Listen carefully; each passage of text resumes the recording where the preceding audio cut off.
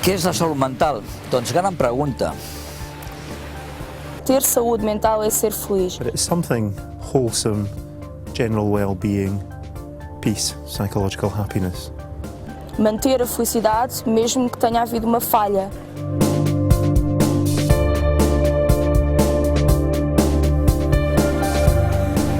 Estar bé amb un mateix i fer allò que pot, que vol, que li agrada, sense fer mal a un mateix ni tindre conseqüències negatives per ningú.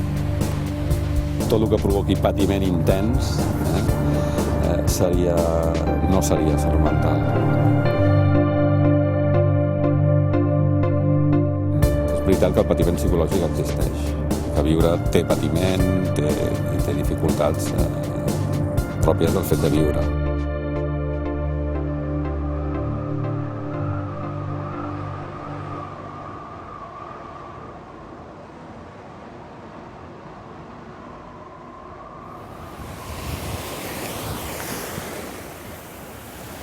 Sí que és veritat que un en un moment determinat doncs es pot perdre, el que es diu, se li pot anar a la olla, però és que forma part una mica de tot el seu conjunt de la vida, no és algo estrany. Patir està dintre del que a un ser humà li pot passar. Nadie que padezca un problema, un trastorno de salud mental está siempre en crisis. Puede tener secuelas de esa crisis, puede tener trastornos originados por esa crisis, pero su crisis empieza, tiene una evolución y acaba. The degree to which people will be affected by their mental health problem may vary. So some people may have a very short episode and they will recover and go back to their previous lives.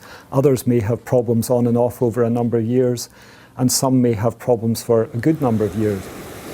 I tornar a una certa normalitat, a lo que la societat entén com a normal, doncs no sempre és fàcil.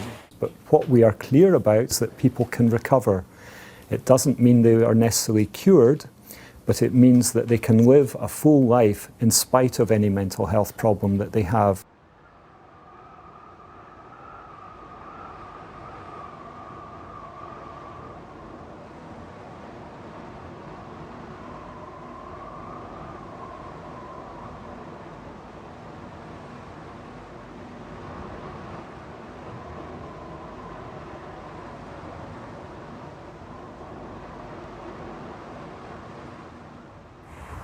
Se habla de salud mental y se entiende de enfermedad mental. Es como una paradoja, ¿no? Claro, cuando hablamos de salud mental normalmente nos fijamos en las enfermedades mentales. Nos fijamos en las instituciones, siempre pensamos en psiquiátricos, en centros de salud mental. As psychiatrists, as doctors, our focus has been on mental illness, and they are strictly defined disorders. And I think we need to appreciate that, but there needs to be more and a move towards mental health. Claro, si piensas en forma de enfermedad-salud, con un binomio, ¿no? Sí o no, evidentemente, claro, o te sitúas en uno o te sitúas en el otro. Claro, si tú lo entiendes como un proceso, entonces es más fácil pensar, bueno, yo estoy ahora aquí, pero quizá puedo llegar aquí. Now, mental health is a scale. You can have, for example, a mental health problem, such as schizophrenia, but you can also have very positive mental health. Or you could have the opposite, you could have no mental health problem as such as diagnosed as a problem, but have quite poor mental health, not feel good, have emotional problems. 1 in 4 people, 25% of the population, will be affected by a mental health problem. That means 3 out of 4 in the population will probably know someone who has a mental health problem, so it does affect everyone. Salut mental és algo que està en la vida de les persones, jo crec que des de que naixem. All of us are affected by mental health. Any one of us could become unwell at any point, just like we could become unwell with our physical health. O doente mental é simplesmente uma pessoa que teve, como outra pessoa qualquer, uma gripe. Uma gripe é uma doença. I hem d'avançar aquí perquè no es pot dividir, fer aquesta divisió salut física, salut mental, no té massa sentit.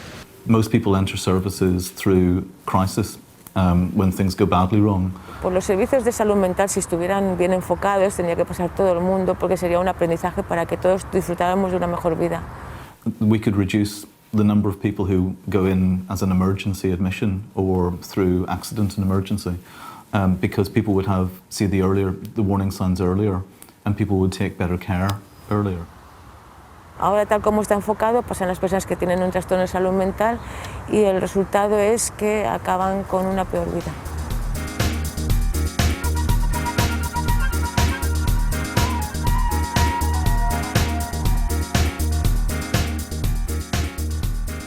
La salud mental en verdad nos afecta a todos y todos somos vulnerables de tener un trastorno, de pasar en un momento de nuestra vida por algún momento de crisis. Es pensa que la salut mental és una cosa d'uns i que la perden i que aleshores fan barbaritats.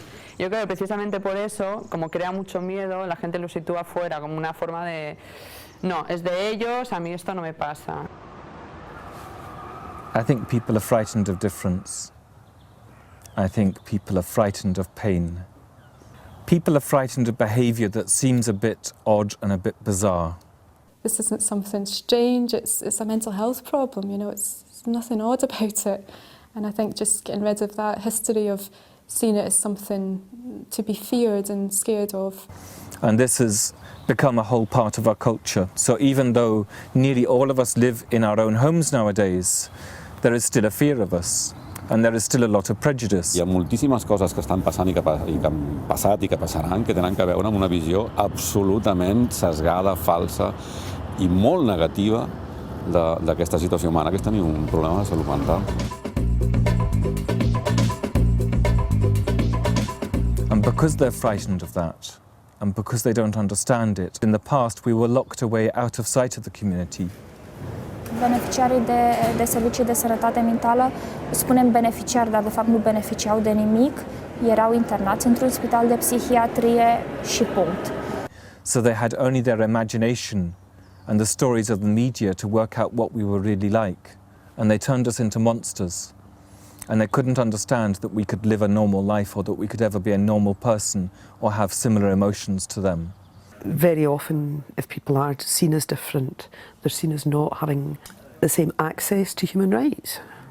És un col·lectiu discriminado. Però històricament ha estat així. La persona amb un problema de salut mental greu o considerava que no tenia drets perquè la malaltia li colonitzava tot. So, for example, if you ask a young person how they might view someone with schizophrenia, they have this image, generally with very negative words. It's usually words around fear and unpredictability and violence. Acham que é bicho, que é monstro, que é incapaz, que é futuro assassino. There is such a distortion between how a young person views someone with schizophrenia and their link to violence and potentially unpredictable behaviour, to the reality of it, which is the complete opposite. The research shows that they're no more likely to be violent than anyone else, and we're more likely to be the victim of violence.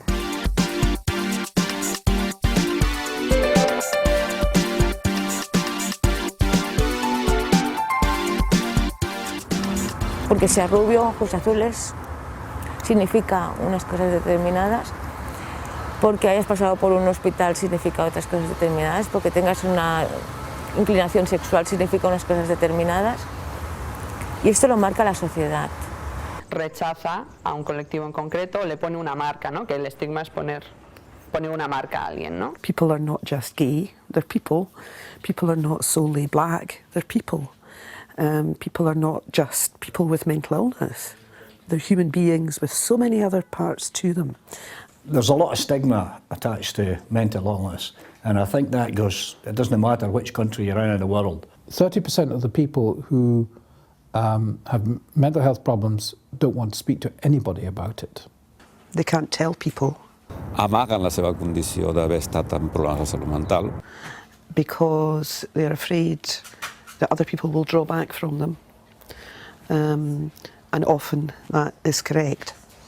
Especially things like employment, when you look at people trying to get jobs. L'entrevistador, l'empleador, sap que tens un problema de salut mental, o sigui, no passes la selecció, segur. So I'd lost my job after 13 years just because I had suffered depression.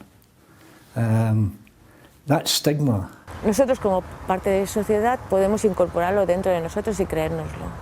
And it becomes a vicious circle. Si yo creo que en un momento determinado pertenezco a este colectivo, entonces es cuando también me autoestigmatizo. É essencialmente isso, é entender que o estigma não é só de uma pessoa que nunca teve uma doença, mas também dentro das pessoas que tiveram uma doença mental. La propia persona a la que se pone una marca o se pone unas etiquetas y se queda encerrado en esa definición y no puede salir de ahí. Tiene que ver un poco con el binomio este de enfermo o sano. Si soy enfermo, soy enfermo. Entonces, pues no puedo decidir qué quiero hacer, no puedo tener una vida satisfactoria porque como soy enfermo nunca lo voy a poder conseguir. Y me pongo un sello que es muy difícil quitar, creo una identidad en base a eso y a partir de entonces todos mis movimientos, todas mis acciones van en base a esa identidad. Toda una serie de pensamientos negativos que hacen que la persona se encierre en enfermo y ya está, y no en persona. Toda su definición de su ser se centra en la enfermedad.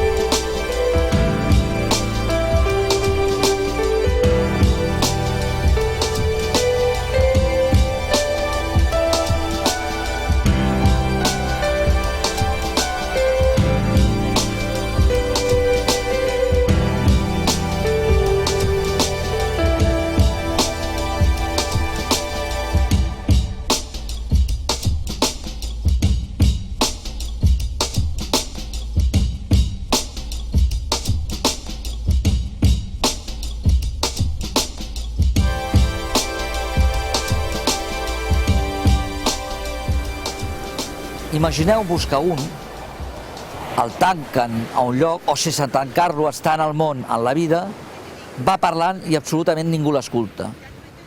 Aquella persona més sincera, amb més salut, acabaria sense salut. Un miedo muy grande es a que me digan qué estás diciendo, tú no tienes por qué decir nada a esto. We want choice. So how can we get our choice if we're not being listened to? When you can advocate for yourself, when you can speak out about your issues, it gives you strength. And that can help you in your recovery. It's a really strong component of recovery, in fact. Que és el tema de l'empowerment, que és molt interessant. Amb salut mental és molt interessant i aporta molt valor. It's about letting people have the opportunity to decide on the agenda of what they think is important when it comes to mental health. Cada persona tiene unas capacidades, ¿no? Tiene unas capacidades, unas habilidades. Entonces, el trabajo es ayudar a la persona a encontrar esas capacidades o esas habilidades o a reconocerlas y a partir de ahí poder desarrollar algo con ellas. Estás a dar poder a essa pessoa para ela voltar à vida dela. Però per manegar la seva pròpia vida, no la dels altres. Això és molt important.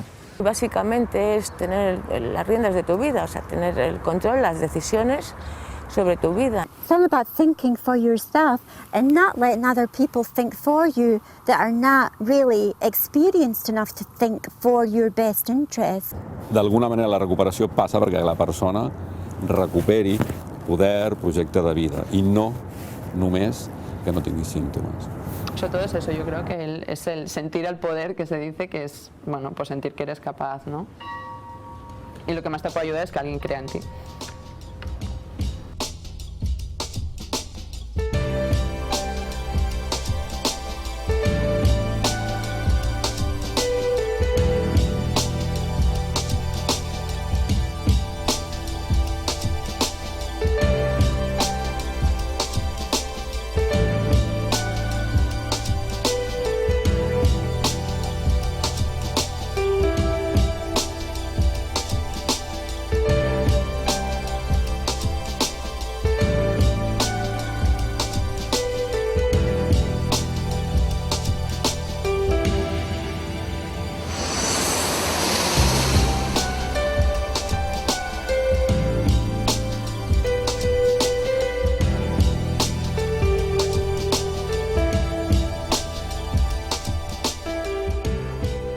En un momento determinado, las personas creen que no pueden hacer. Entonces necesita un grupo de gente o alguien, como mínimo, que le anime a que continúe, a que dé un pasito más, a que haga algo. To, co najbardziej służy zdrowiu, to poczucie, że się jest potrzebnym, zaangażowanym. Por eso es precisamente muy importante las asociaciones, porque ahí es donde una persona pues, va a encontrar el apoyo de alguien más que está diciendo sí, sí, tú puedes hacer.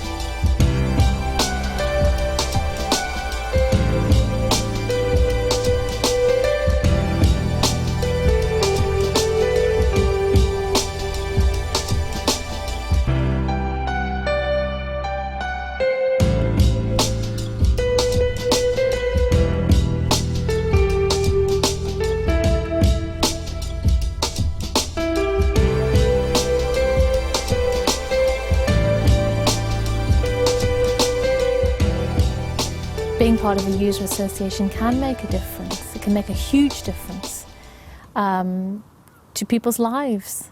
En una asociación de usuarios lo que se hace son procesos de empowerment. And it's a way of empowering people through a group having a bigger voice than an individual. Utente que faz parte de uma associação de utentes, criado por utentes, é capaz de ter mais abertura, uma voz mais ativa, uma capacidade maior de entender. Es que una asociación de usuarios ayuda a la capacitación en sí, como asociación. Porque formas parte de un grupo, porque te relacionas con otras personas que han pasado por procesos como tú, por lo tanto puedes compartir, ver que no eres el único. They feel empowered to speak out, they have increased confidence to speak out. Being a member of a user group is good for your mental health.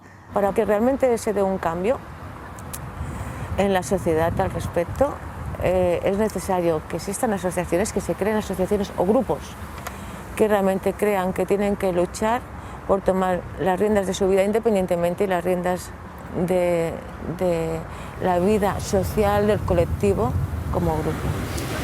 Perquè si no, com a col·lectiu, com tots col·lectius que pateixen alguna cosa, difícilment es traslladaran el que pensa, el que necessiten i el que volen, tant a qui els atenen com a la societat, individualment.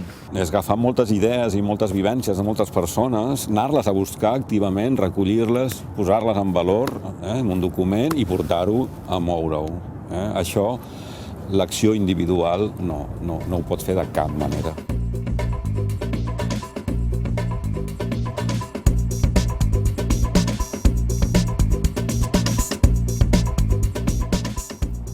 Powstawanie organizacji osób niepełnosprawnych psychicznie, czy osób po kryzysie psychicznym, także dobrze służy profesjonalistom. And users groups aren't there to attack psychiatrists. They're there to work collaboratively with psychiatrists. And likewise, psychiatrists need to work collaboratively with users groups. As a professional, you should be proud that the users you work with have found a voice. And by finding a voice, they empower themselves. And by empowering themselves, they put themselves on their road to recovery. And that doesn't mean to say that you need to agree about everything. It wouldn't be a collaboration if you agreed about everything. But you can discuss everything and take things forward. Un sistema de salut no pot estar a esquenes de les organitzacions d'afectats, ha d'escoltar-les. Per què?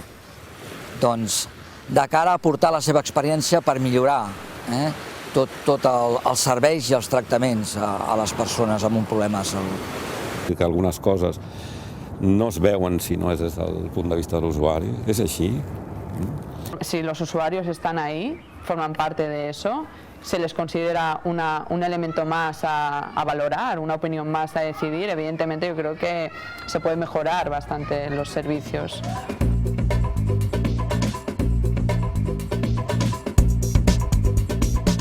Powstawanie organizacji osób z niepełnosprawnością psychiczną również pomaga rodzinom.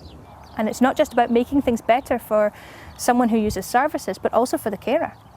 They have the right to live their life.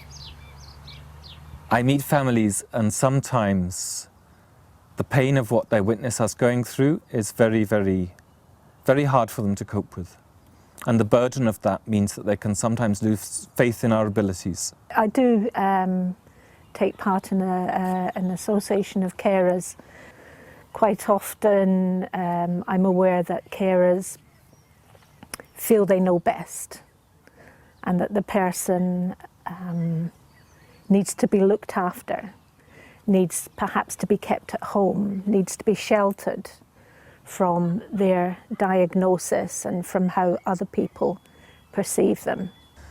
And I would say I understand that, but I would also say that if we take little risks and make little steps, we can really, really grow. I think it's very important that we don't smother with care.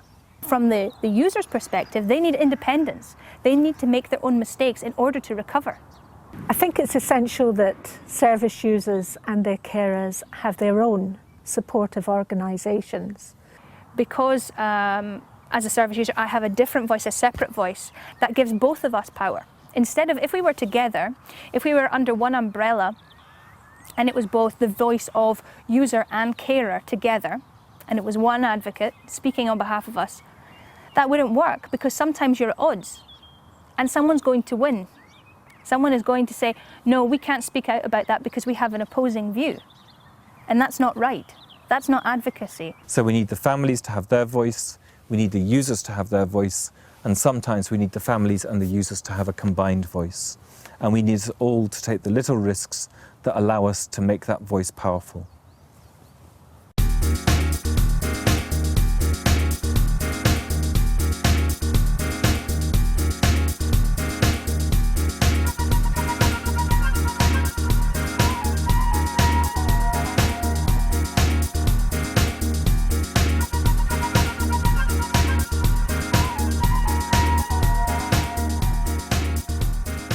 Antes de conhecermos a HUG e principalmente o sucesso das associações de utentes da Escócia, ninguém acreditava que fosse possível. Va ser revelador veure com moviment d'usuaris i organitzacions d'usuaris a altres llocs havien aconseguit coses molt importants. Parlo d'Escòcia i dels Highlands i de HUG, no?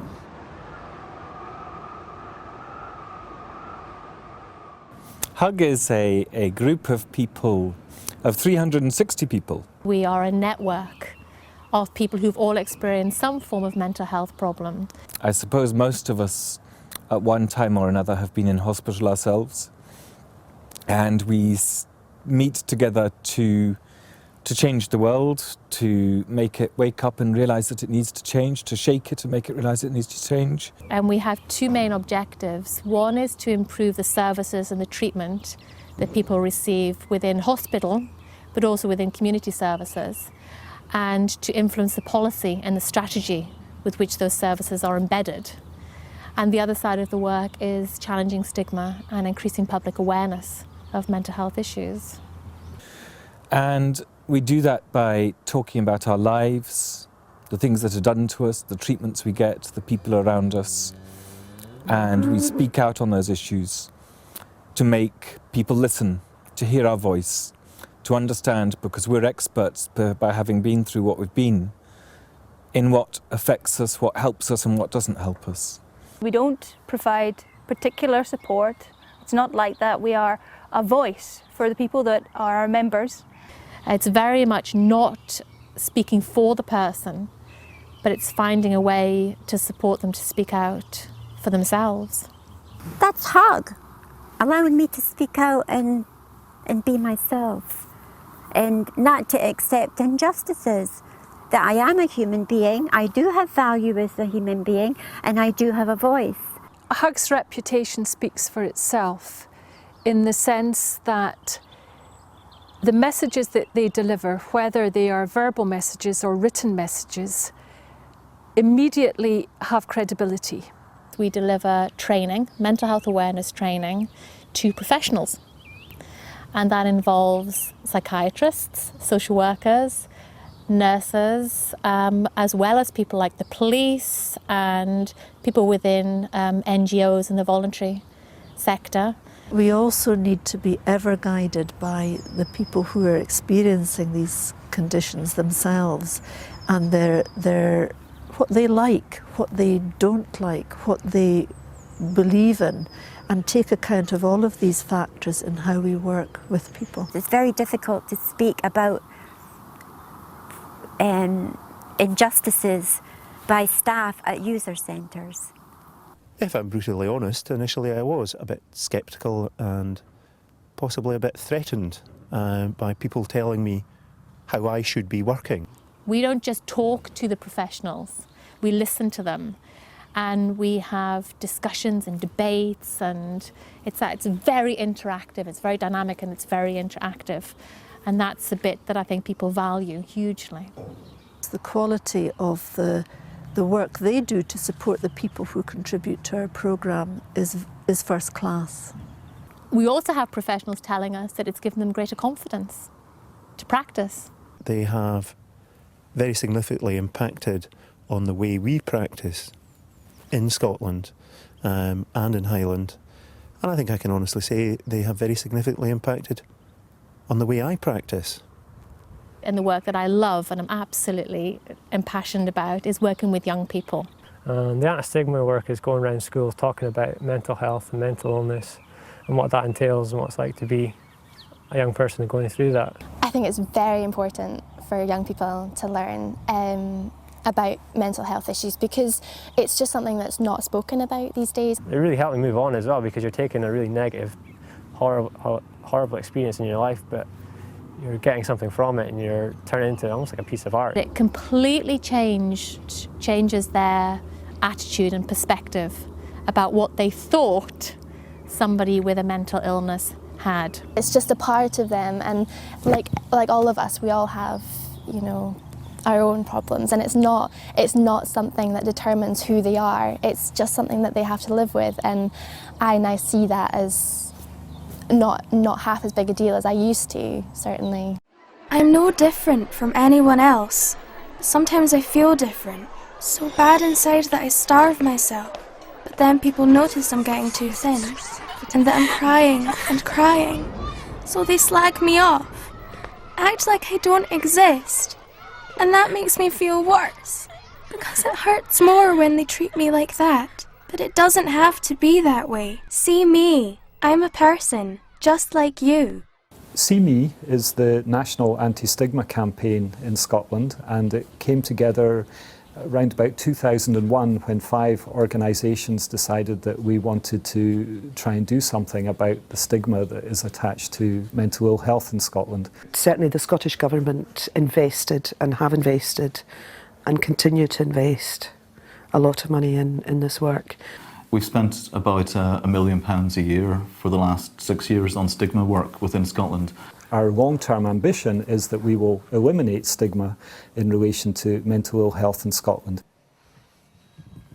Certainly investing in stigma is a good economic investment because we know that if more people with mental health problems enter the workforce, that means that they will earn resources for themselves, they'll pay taxes, they'll probably be more healthy as well and require less treatment, in that we know that work and employment is very much a very healthy thing for many people to do.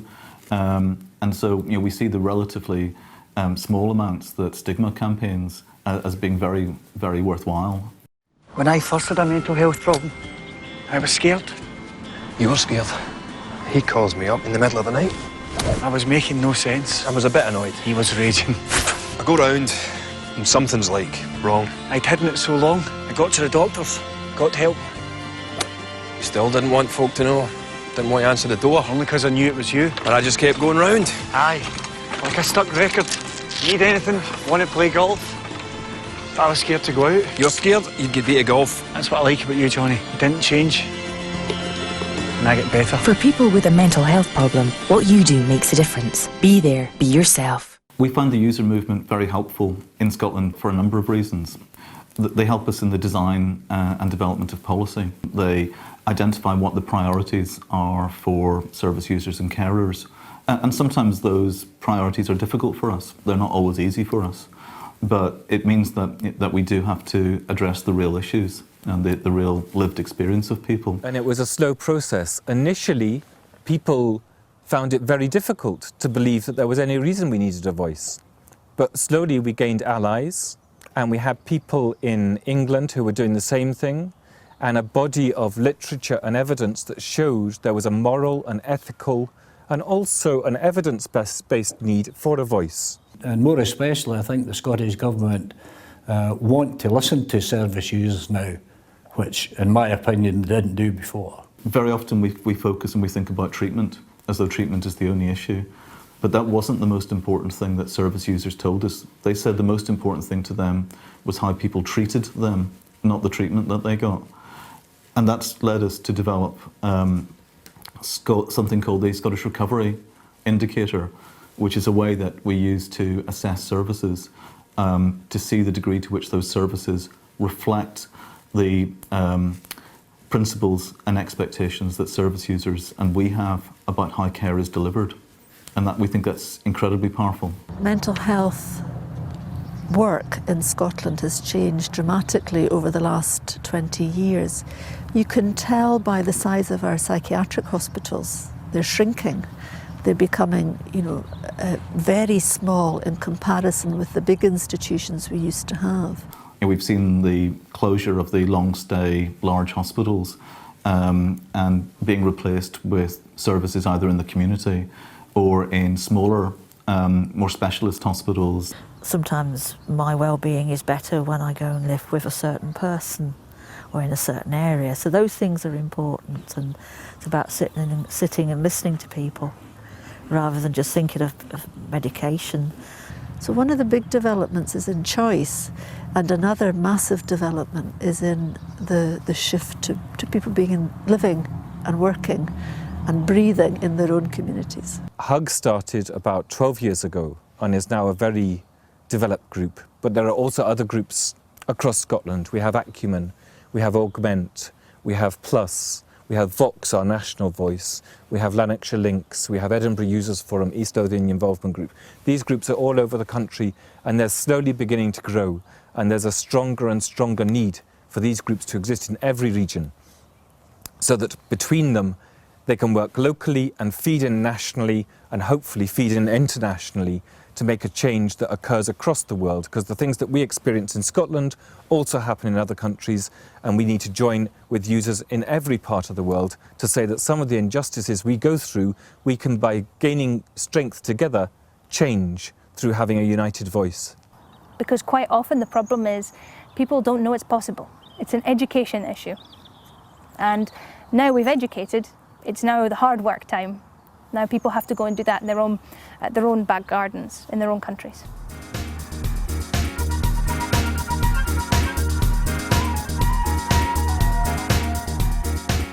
Clar, veient com estava desenvolupat aquí, és quelcom que teníem una mica en la ment, però com una mica difús, no? Si era possible, si era dient.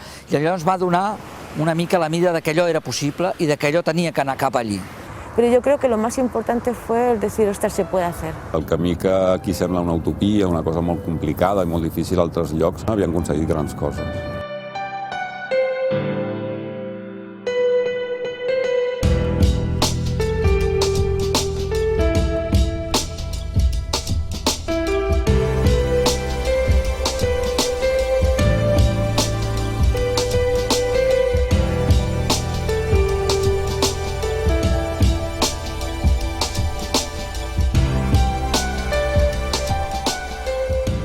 And this is how it happens. The word spreads, you're known with small, tiny steps to make small changes. You know that a small group of people can go and meet a small other group of people and change their minds forever. And by doing this, by meeting together, by encouraging each other, by supporting each other, by acting as a catalyst to the huge talents our members have, we give something that people want to be a part of. Not everyone wants to change the world, but some people do. And when they meet each other and they support each other, then they can help that change happen. So if I can speak out and challenge the system, challenge attitudes, challenge professional practices, so that nobody goes through what I went through, then I will have done something great.